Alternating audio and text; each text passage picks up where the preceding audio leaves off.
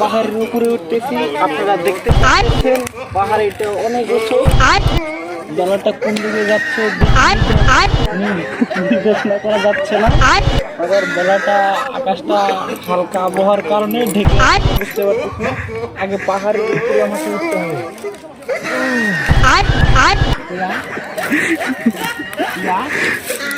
আপনারা দেখতে পাচ্ছেন আমি এক পা দুই পা করে পাহাড়ের উপরে উঠতেছি।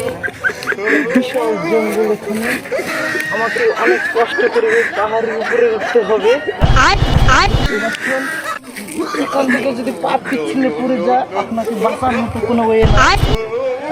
এখানে ছোট ছোট কাটা গাছ আছে, অনেকক্ষণ কি যে খাবো